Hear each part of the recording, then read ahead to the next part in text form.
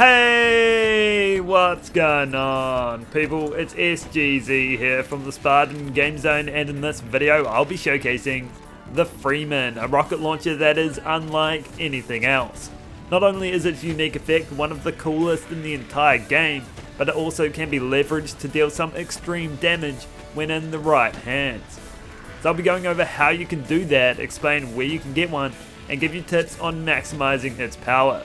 If you enjoyed the video, I'd appreciate it if you could drop a like, and if you want to be among the first to see new videos like this, then you can always subscribe, and let's crack into it. So the Freeman is an Atlas launcher that, like many Atlas weapons, can only come non-elemental, and it can only be dropped by the Warden you fight around here in the Anvil.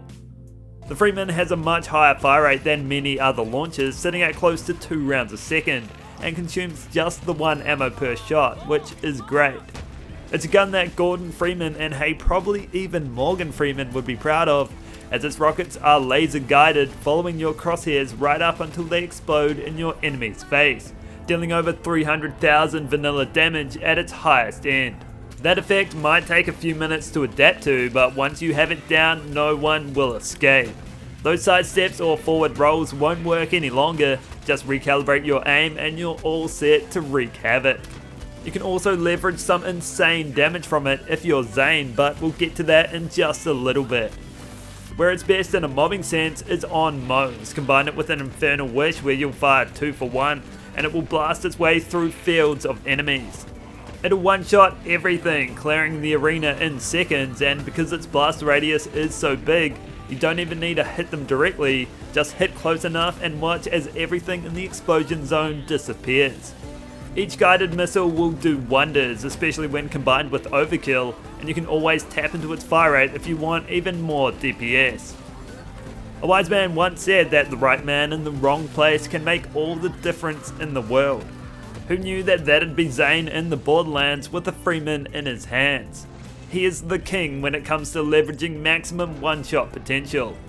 If you're spec'd into Eraser, you can utilize its guided rockets to one-shot literally anything.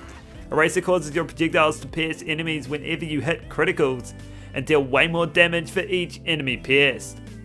Once you've penetrated that crit, that's not it. You will still have control of the initial projectile, allowing you to circle it back into that boss and simply delete them. You can use this tactic against anyone if you can control it well, but there is one key thing you need to be aware of. Eraser prevents you from hitting the same enemy twice with the same projectile, which in theory puts a halt to all that damage, causing the rocket to just pass through them and do nothing. However, it will count when the projectile explodes, so if you can time it right where it detonates close by, you'll drop them instantly. It explodes 5 seconds after piercing a crit, and you can use this tactic anywhere. It doesn't even need to be the same target twice. You can charge up the rocket by critting someone else before guiding it into your true opponent. For the most damage, you'll want a Toboggan and Infernal Wish and be fully stacked up in Art of War, but even just a Freeman and the right skills will get you a long way. Never before has a racer been able to be abused like this, and it's pretty unreal.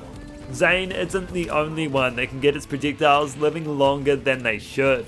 The same thing happens on Amara, but for a different reason.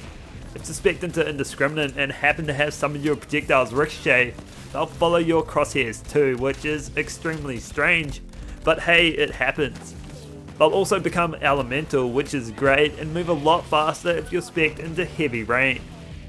On flak it might need overkill to get started, but that's true for a lot of single shot weapons.